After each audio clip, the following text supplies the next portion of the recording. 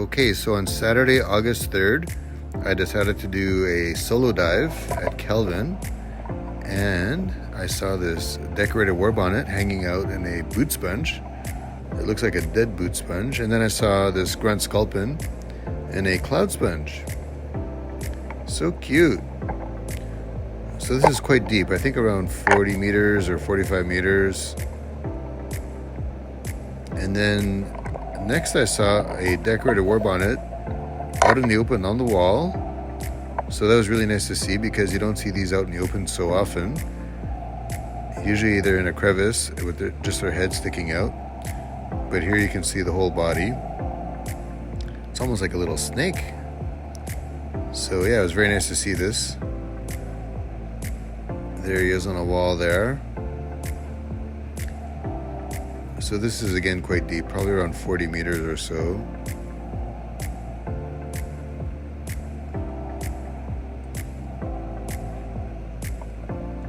And then I went a little bit more shallow and I saw this cute little rockfish hanging out in a boot sponge. I thought it looked quite cute.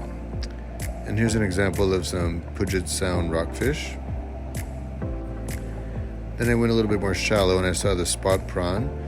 So this is a concrete highway divider that someone has sunk to use as an anchor for a mooring buoy. And here's some squat lobsters. They're cute. There's a nice big one right there. So I thought they looked kind of cute. And here's an anemone. I believe it's a swimming anemone. And then here's a lingcod. There's many lingcods around, but here's one example. So here I'm shooting with my wide angle lens on my iPhone 14 Pro Max using an oceanic housing. And it's actually my first time taking my iPhone underwater. Usually I'm shooting with a Canon M5 camera. But I find that the iPhone's quite good for video. And here's a decorated war bonnet in a cloud sponge. Very cute. And here's a tiger rockfish. Now, I know these guys are quite skittish, so I was a little bit far away, so I was a bit too far to get my video lights on them. Now, here's a lingcod. Here's an example of what I think is cleaning behavior. If you look closely, you're going to see a shrimp in the mouth. So I think that shrimp is actually cleaning the lingcod's teeth. So I'm quite far, so I want to get a bit closer so I can get better color. So I tried to go closer, and you can see two shrimp near the mouth, if you look very closely there. So try to get a bit closer. Whoa, that's it. He's had enough. He's gone. And next, here's a frosted nudibranch, also known as a alabaster nudibranch. These are quite beautiful. And another nudibranch here called a giant dendronotid, and these guys are quite large and they eat the tube anemones.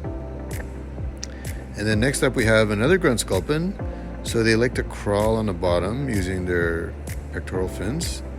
So they're very cute. And there's some kind of flatfish, I believe a soulfish of some sort. And there's a golden dirona, another type of nudibranch. And here's a striped nudibranch.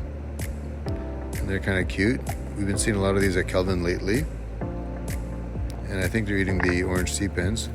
And here's a decorated crab, a small little decorated crab. They're very cute. So they camouflage themselves by sticking little pieces of kelp to their body. And next up, here's a black-eyed hermit crab. So these are fairly common. And there's a Dungeness crab, and he's missing his left claw, but it's starting to grow back, so it must have got broken off at some point. And next up, we have a dogfish, which is like a little mini shark. And this one took an interest in me and came towards me. Closer, closer, closer. Whoa! And he went right up to my camera. And boop, oh, there you go, he's gone. And that was the highlight of the dive.